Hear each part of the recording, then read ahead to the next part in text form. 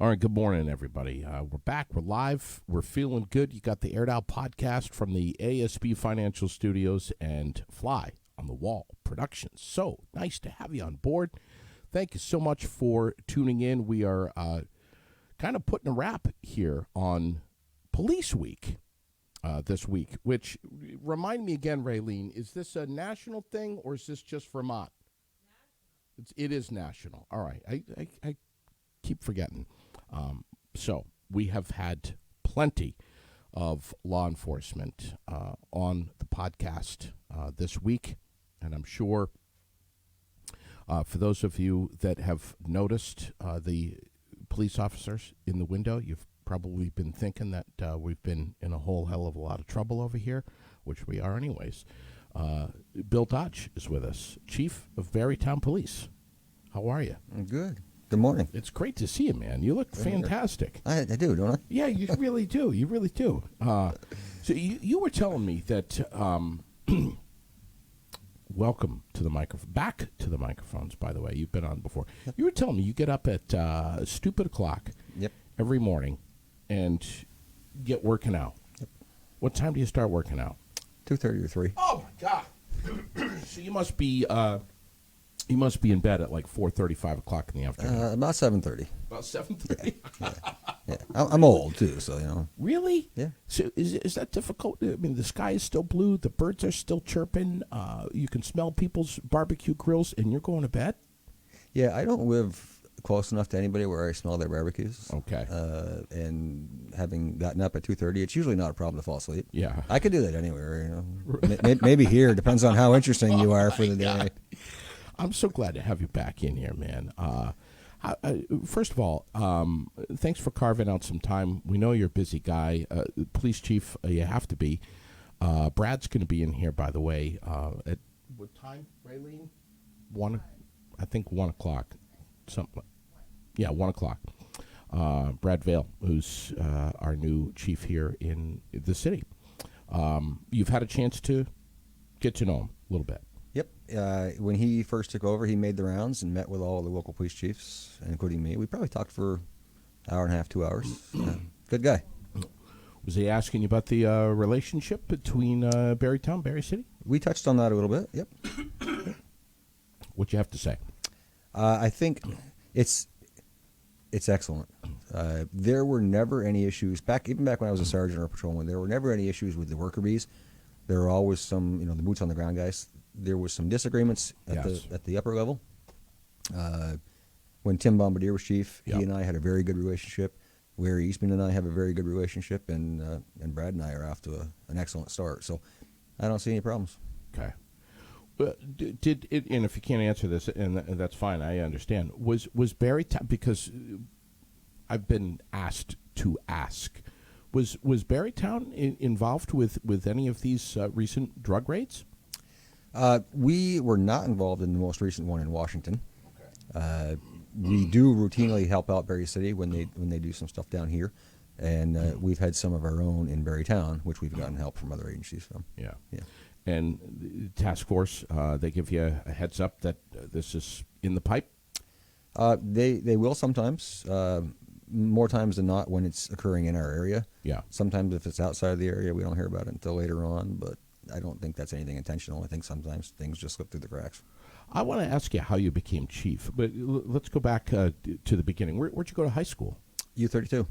What happened after high school?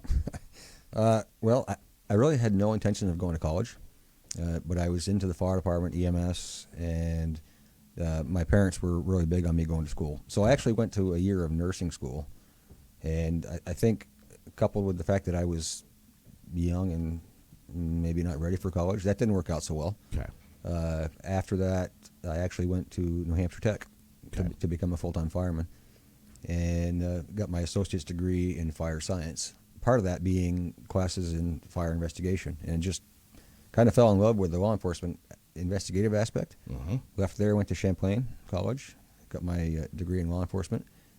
As part of that 2-year degree, you could sponsor yourself to go to the part-time police academy. So I did. Does that still happen today? Does that still exist? No. Now you have to be hired by an agency and sent by them. But at the time, you could pay, I don't remember, it was $400 or something. You could pay to send yourself, which I did, and was hired by Barrytown. I was working for Barrytown EMS, so I still was in the town, knew the people, knew the players. Went to work for the police department part-time, and I think about a year later, ended up going full-time. Wow. Yep. 96. 1996. 1996. Which was yesterday. Right. So do you miss the EMS part of it? Do you still do that? Are you still certified with all of that? No, I let that go quite a while ago. It was just too much. And to be quite honest with you, I don't miss the ambulance. I hate to say that, but I do miss the fire aspect of it. Yeah. I just don't have time. Of course. Yeah. Of course. So you were you a sergeant for a while? I was. I've actually been through every rank that we had, which isn't many. I started out as a patrolman. Maybe 5 years later or so, was promoted to corporal, and then I don't know how many years after that I was promoted to sergeant. So I was a sergeant for quite a long time. Keep talking so I can write. Patrolman, corporal, and then sergeant. And then sergeant. Yeah. All right. Yeah. And then chief. And then chief. Wow. And when did you become chief? It wasn't that long ago. 2017. Okay, yeah, a couple of years. Wow. How is it different? How is it different? I had convinced myself that even though once I became chief, being a small department, that I would still have time to actually be a cop. And Paul Thayer, who's a sergeant there now, said, "You're not going to have time to be a cop." And wow. I managed for the first couple of years to still get out, and I get out now, but not nearly as much as I like to. I still spend time on the road, stopping cars, answering calls, and so forth. And the way things are going now, the mandates and the training mandates and the policies that are coming down from state legislature level, that ties up most of my time. So I drive a desk a lot more than I drive the police car. Does the window open? It does. To get good to get some fresh air. Yeah, the view's not very good, but it does open. As long as you get an open window, that's awesome. Tell me about your team. They're awesome. Miriam is our only full-time non-police officer. She's our admin, dispatcher, clerk, whatever you want to call her. She's does all of it. We were fortunate enough to steal her from Montpelier as a dispatcher. And I hope that Chief Fakis, the prior chief of Montpelier, is watching this, because he's stolen some police officers from me. Oh. So I kind of felt like that was fair. Oh. We joke. So like a little card swap thing? Yeah, exactly. With picture on description? Yeah. Baseball cards? And we joke about that, but she is absolutely fantastic. Really? The kind of person where, I think, as I told you before we started, she learned more about that job in the first week or two than I know about it now. I give her a task, and I don't have to worry about it. It gets done. It gets done right. It gets done quick. Yeah. So she's great. Paul Thayer, as I said, is a sergeant. Been there 26, 27 years. A year or two longer than me. He's on the downhill slope. 3 or 4 years left, and he's going to be gone. But he's a great guy, fantastic cop, very smart. Again, if I have a complex investigation and I want somebody to handle it, he's my guy. Doesn't leave any stone unturned. And Ben Hammond is the corporal. 10 or 12 years maybe he's been there. He's currently deployed with the Air Guard. Wow. But he's my tech guy, because I leave my computer on when I go home, because sometimes I have difficulty figuring out how to turn it on and off. Yeah, I understand. So well, you and I are in our 30s now, so right, we're getting up there. Yeah, just barely. But it's tough. So my Axon camera stuff, my taser stuff, he takes care of all of that for me. Damian Hook has been there for a long time. He does my firearms. He teaches the taser stuff. He's the guy. He's the face.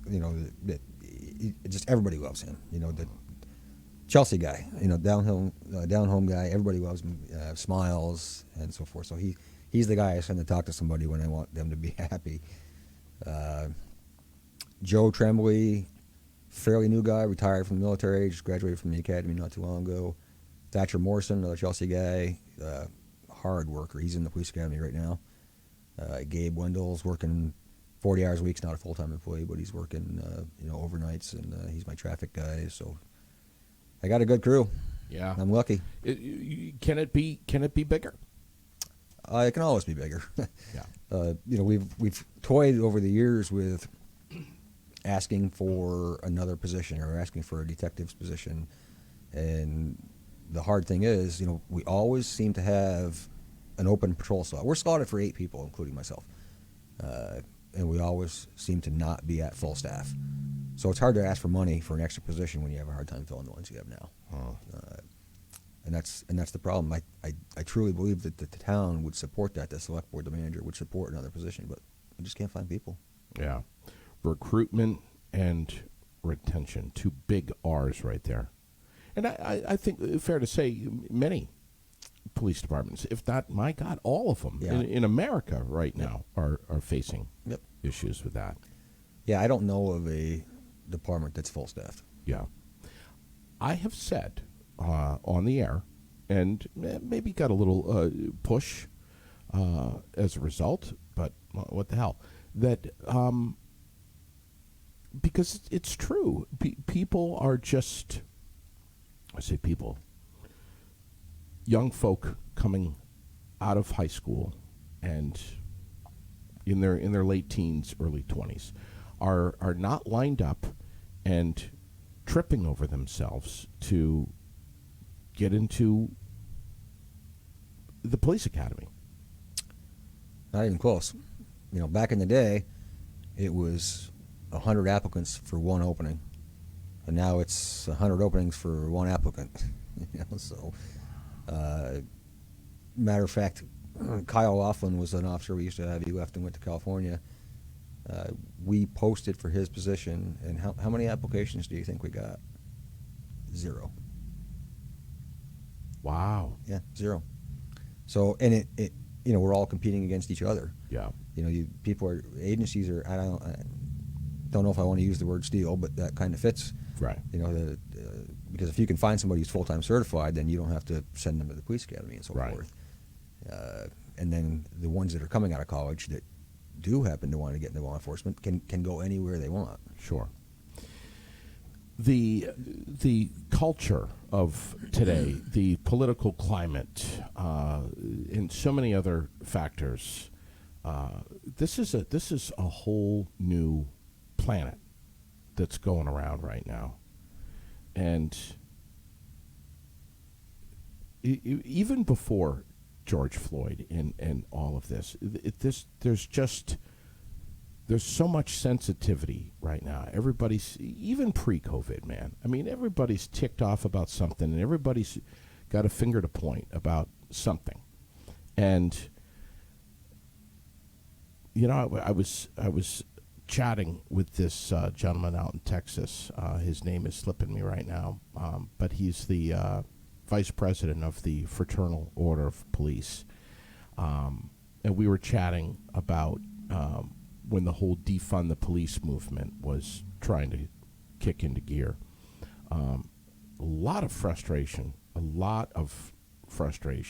that, and I think that's what we're trying to do a little bit this week, and we have with Mark and Brett, who've been on with us, is trying to just, and Farva, of course, is just trying to bridge this gap a little bit to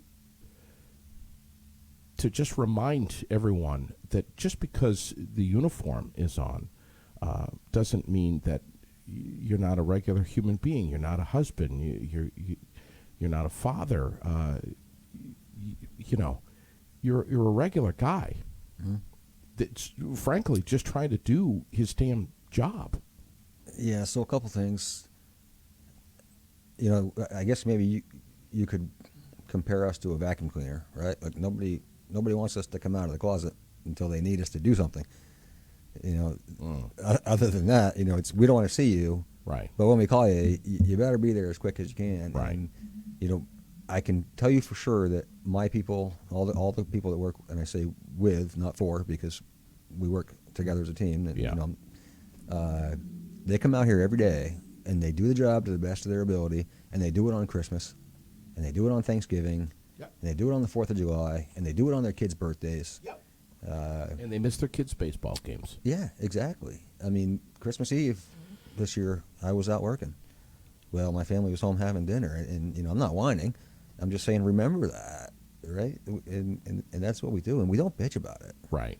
And we're not looking to be praised. We're just looking to not be stigmatized. Yeah, exactly. So, the other thing, you talk about being a normal human being. The school, the Barretown Middle Elementary School, had for years wanted an SRO or some sort of police presence at the school, and we couldn't really make that happen. When I took over in 2017, Erica Pearson, who's one of the co-principals there, approached me, and she says, "Bus," because everybody calls me Bus, right? "Bus, what about this SRO thing?" And I said, "Let's make it happen, as best we can." So we don't have the staffing in order to be able to put somebody there full time, but we have part-time. We have a part-time contract with the school. So I am there, probably 99% of the school days, every morning for drop-off and every afternoon for pickup. Really? And, I open up Really? the car doors, I let the kids out, and then, yeah, and it's, and everybody says to me, "Man, you're here all the time." Kind of like, not that it's a bad thing for them, but kind of like, "Man, isn't that a pain in the butt for you?" And for me, that's the best part of my day, and to be able to, if I'm sitting in my office and I've been there for 4 hours, to say, I'm sick of looking at this computer screen. I get up and I drive a half mile to the school and I hang out with the kids. And I hand out bracelets and water bottles and pencils and erasers. And when we first started doing that, first started going to the school, JD, the kids would walk, they'd see us, they would veer off and they'd go around us because they were scared. They didn't know why we were there or what we were doing. Man. We got calls at the PD. The school got calls from parents saying, "What the heck are the cops doing there? What's going on?" Because they didn't know. And now, 5 years later, the kids are coming up. They're giving us high fives. They're hugging us. Yesterday I was there. I'm walking down the hallway, and there's kids on both sides of the hallway. And both sides just, I felt like I was at a football game. They held their hands out, and we just high-fived all the way down the hallway. Yeah. And it's the coolest thing. And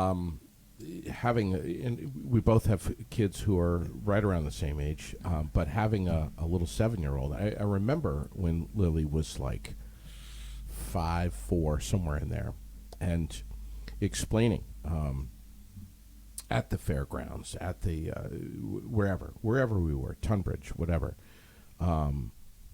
if you get in trouble, if you get lost, we would always point out, we would recognize, you see that man or that woman in uniform. They're a police officer, they're a security guard, whatever it may be. They're your friend, they're here to help you. Go to them right away. And you can trust them. They're good people. And then, of course, I got the question, well, then why do they have a gun?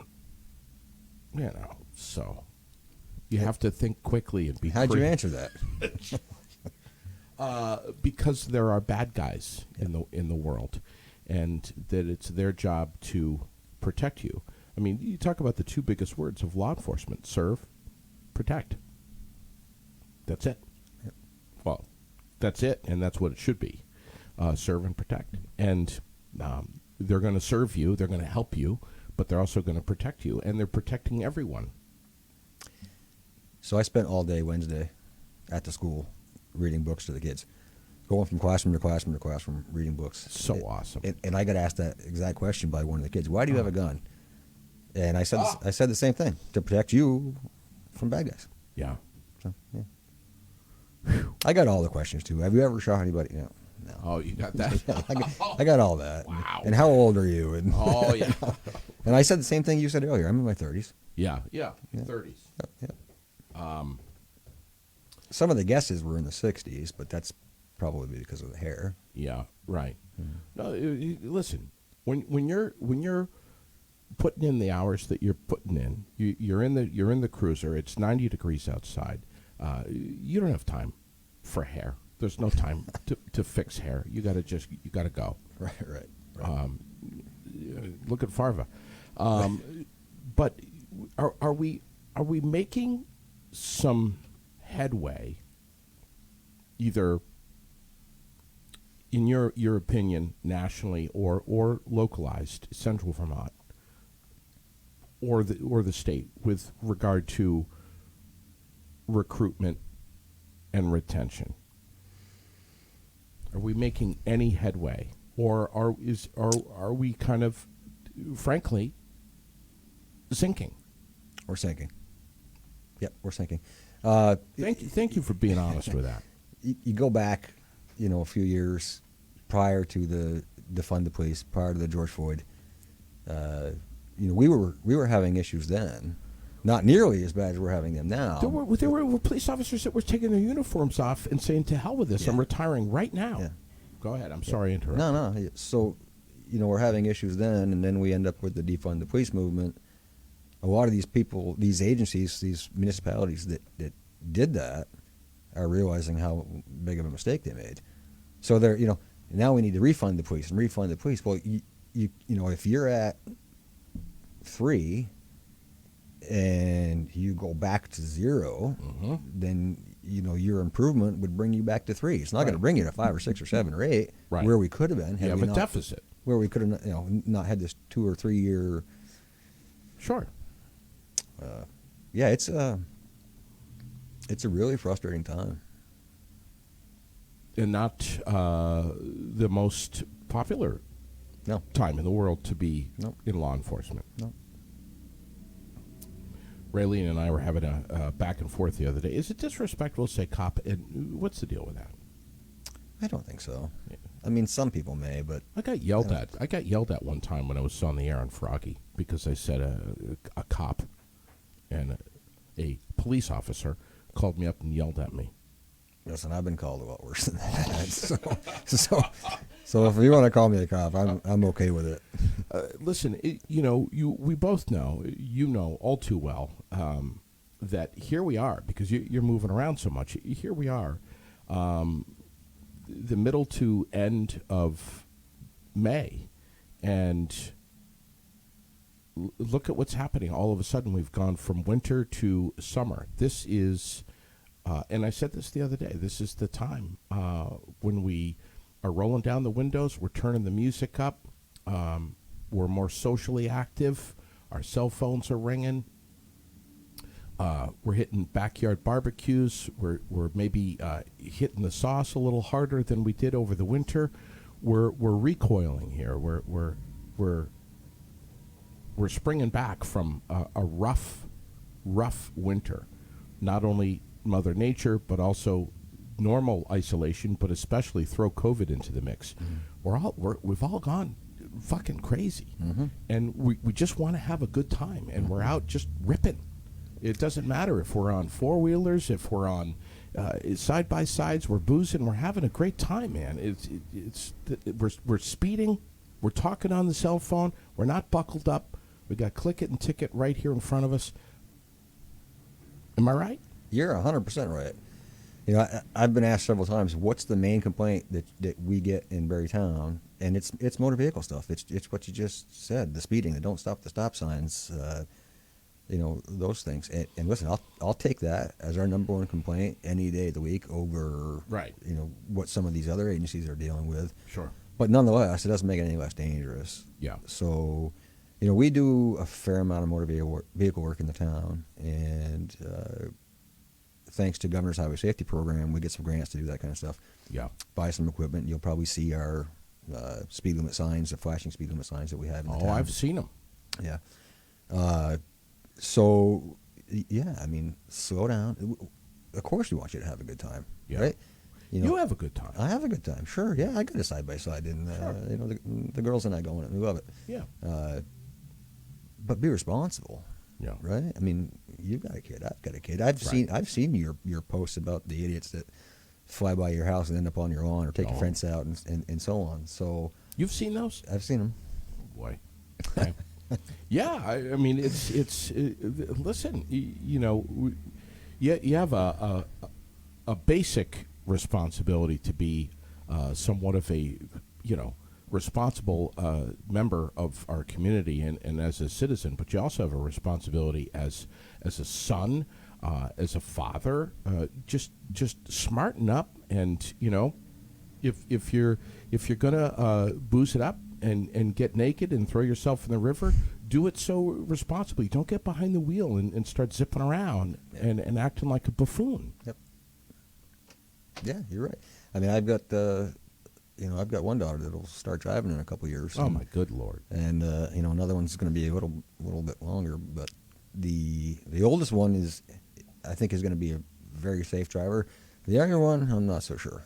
She's the one that drives a side by side at 9 around the field by herself. Yeah.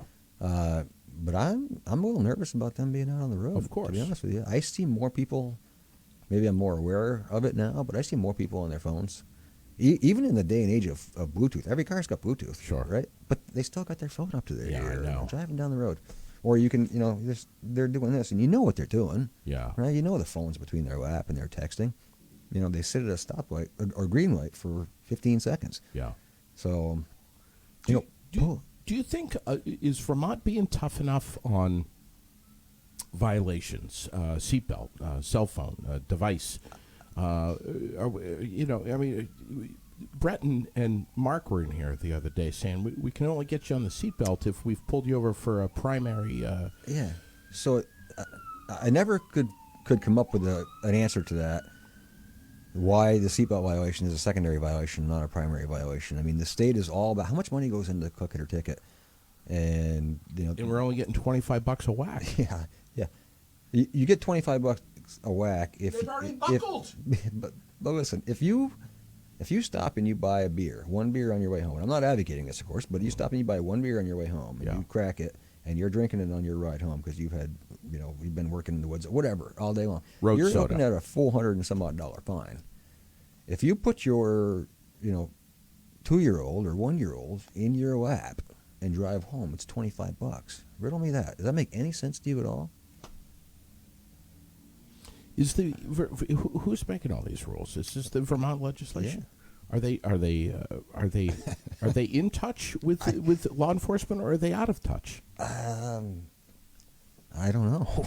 I mean, looking at those fines, I think you got your answer, right? Yeah, I do. One of the problems with some of these fines is people can't afford to pay them. Right. So you end up in a hole, and your license gets suspended, and you keep driving because you got to get to work. I mean, if you're out doing something stupid or what have you, and you don't need to be driving, that's one thing. But you got to get to work. And all you do is you end up with, we've dealt with people over the years that have, $10,000 in fines.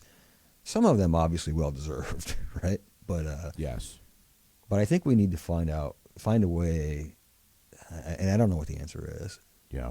But people got to be able to get to work.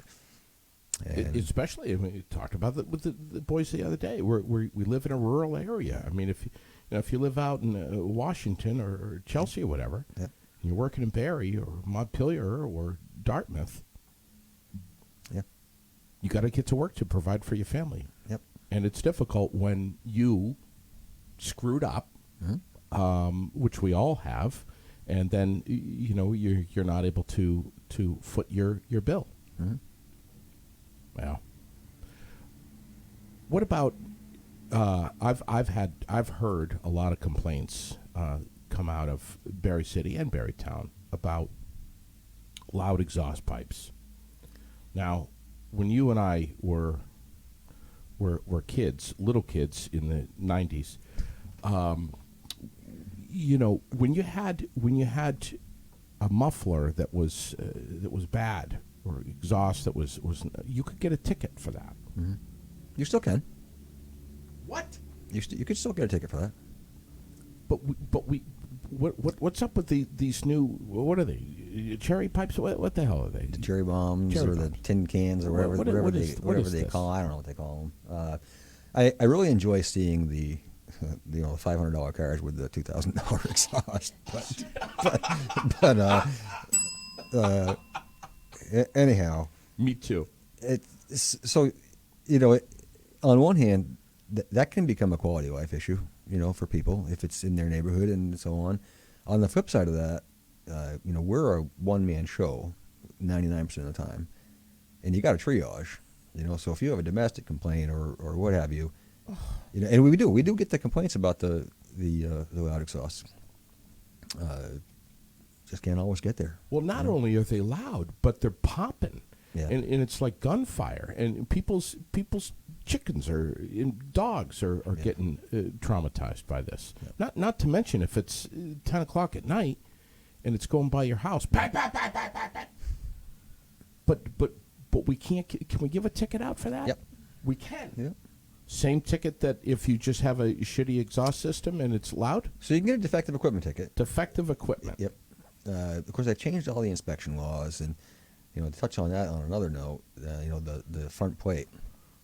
So you don't need to have a front plate in order to get your vehicle inspected, but you need to have a front plate in order to drive it on the road. So, so when we talk about some of these laws that are coming out, if you were to go and get your car inspected, and you drove out of the garage, would you not feel like your car was legal? Because you just... it wouldn't enter my mind. Because you just got it inspected, if I've got a sticker on my car, I'm good. But you're not. You got to be kidding me. I'm not kidding you. Okay. So why, all right. Okay. So you have to have the plate on the front of the car. Yeah. What's the ticket if you don't have a plate in the front of your car? Display a plate. Display a plate. Display a plate. And yep. What's the price tag on that? Oh, boy, it's been a while since I've written one of those. $50? 50, 75, somewhere in that vicinity. Probably under 100? Yeah. But still, that's a good tank of gas there. Or half a tank. Or half a tank. Yeah, that's right. Yeah.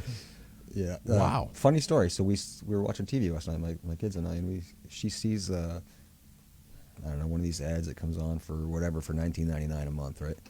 And she goes, $19.99 a month?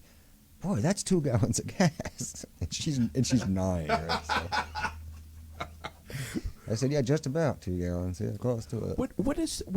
Why are we seeing so many pieces of paper taped in the backs of windows, scribbled by hand with a plate number?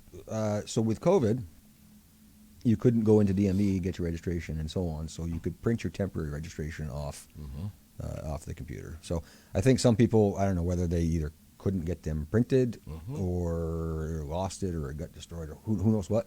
So they made their own. The problem is, even though I'm in my 30s, yes, my eyesight is not what it was when I was in my 20s. So it's pretty hard for me to read that. Yes. Especially when it's in the back of your tinted window. In the back of your tinted window, and you've got shitty handwriting. Yeah, right. So combine these things.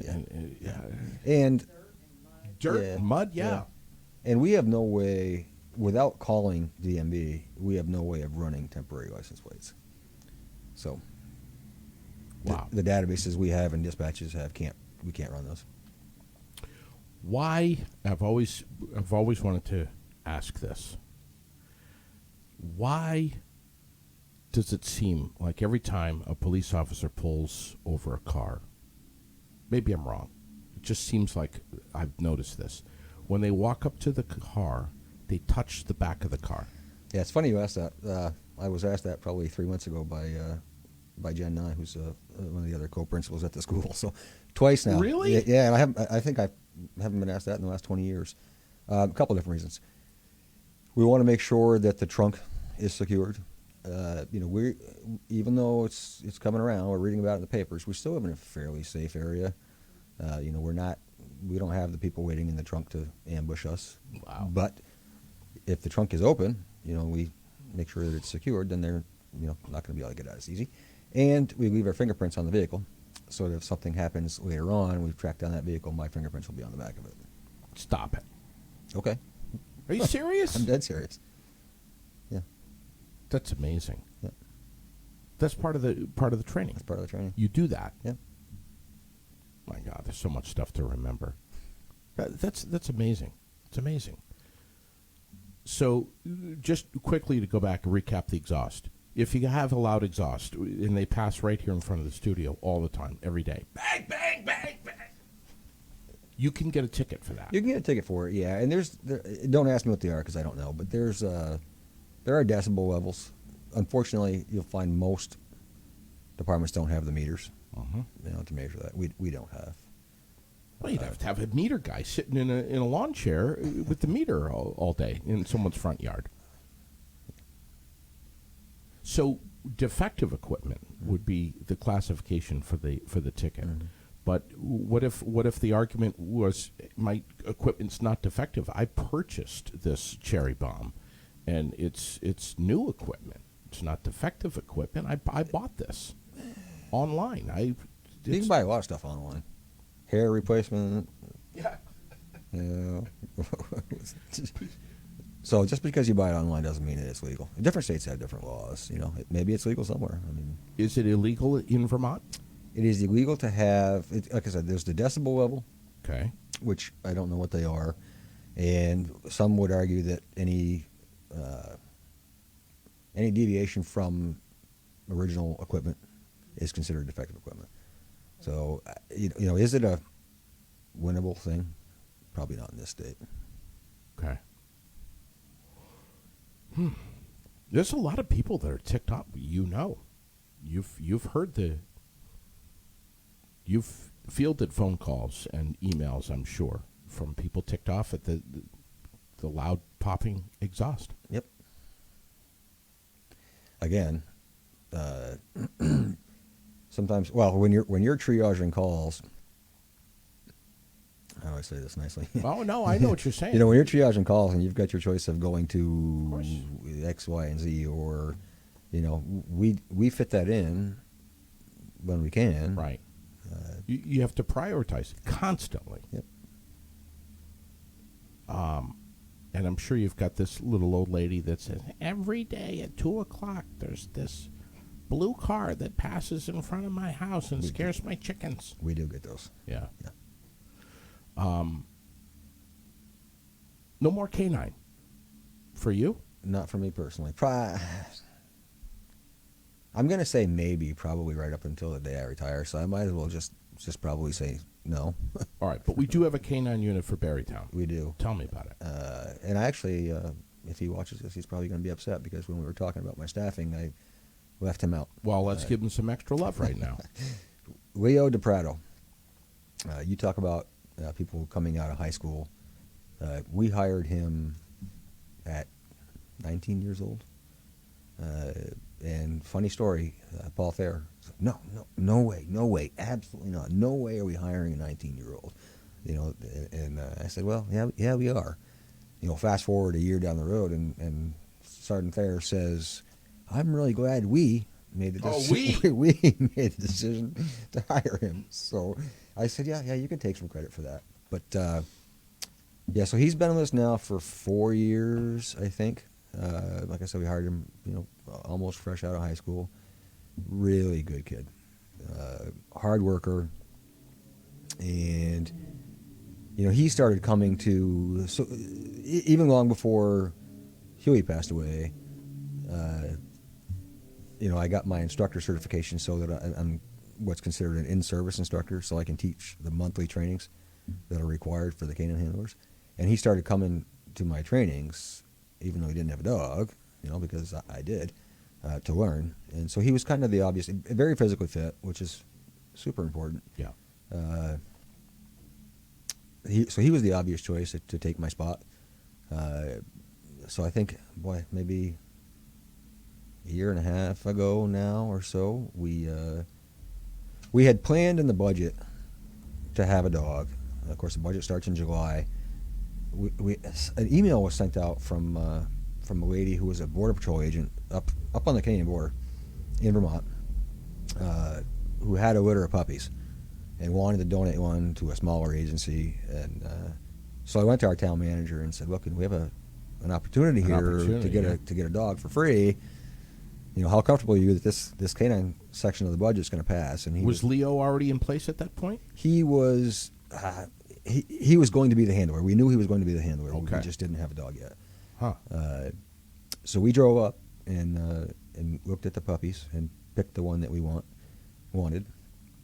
And 3 weeks later or what have you, he goes up and picks up a 12 or 14-week-old. Wow. Female German Shepherd. So a couple rules that he had to follow. One specifically, I don't know if I ever told you or not, but I'm a huge helicopter nut. Yes, you are. So. Which is where you got the name Huey from. Which is where my dog got his name Huey. And so I told Leo that he had to name his dog after a helicopter. So her name is Lakota. What is it? Lakota, Lakota. So he ended up having her, for several months before we could actually get him into the school, and he had to have 3 years full-time experience. So it was just shy of his 3 years when he started the school. Completed the full patrol school, and then has since completed the drug school.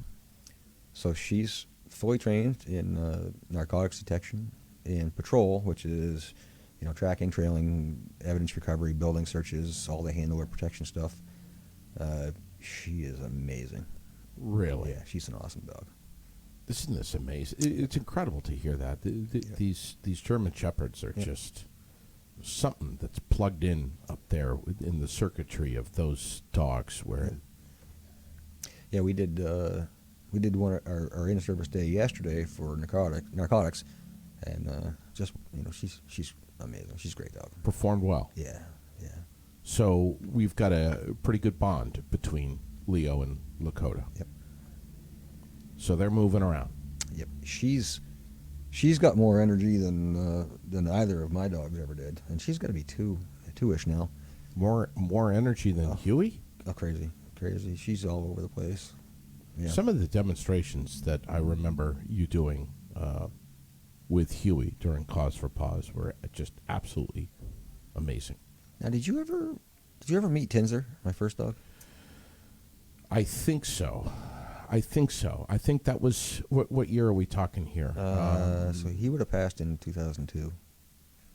I don't think so. Actually, I don't think so. I think it was only Huey. But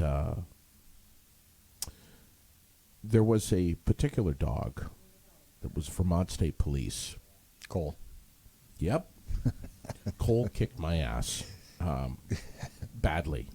Yeah. Badly. Cole was funny because probably one of the most friendly dogs you'll ever meet. You could pet him. He was great up until it was time to kick your ass, and then he was all business. Yeah. I can't remember who his handler was. Great. Krista. Oh yeah. Yes. Jeez, man. And I know it was a long time ago, but I remember saying to Krista, "Look, is it okay?" And I whispered, "I'm like, is it all right if I turn around and run from Cole?"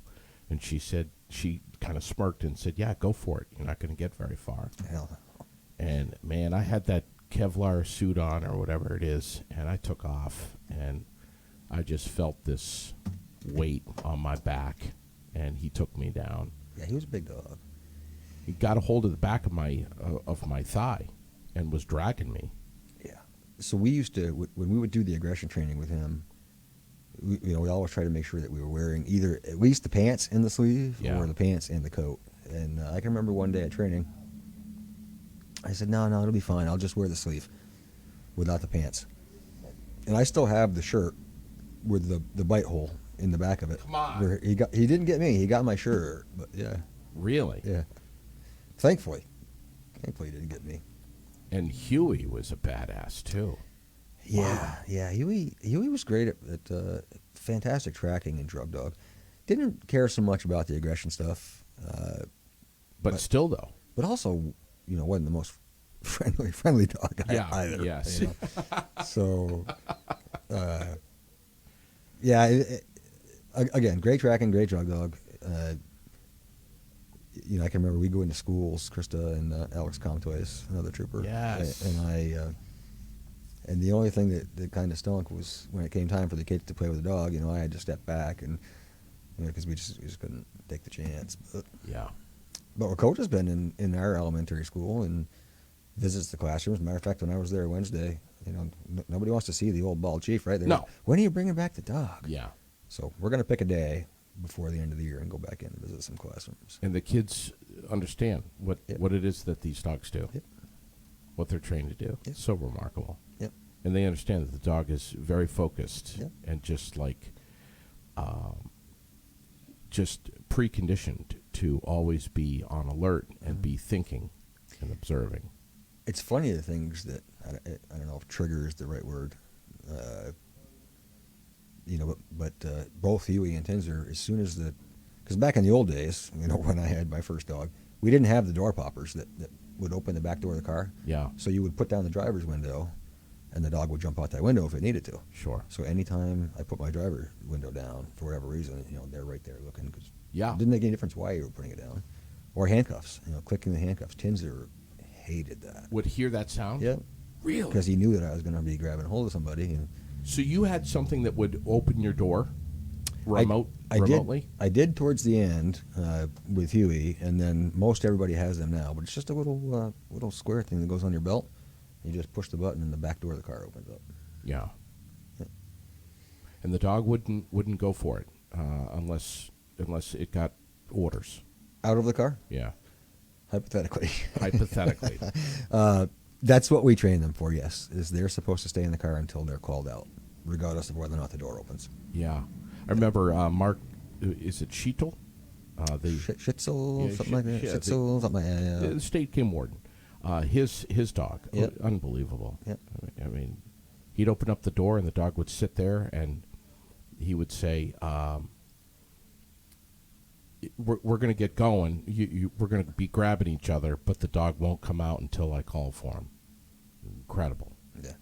And then he said something like, but if you get me to the ground, dog's going to come regardless of my command.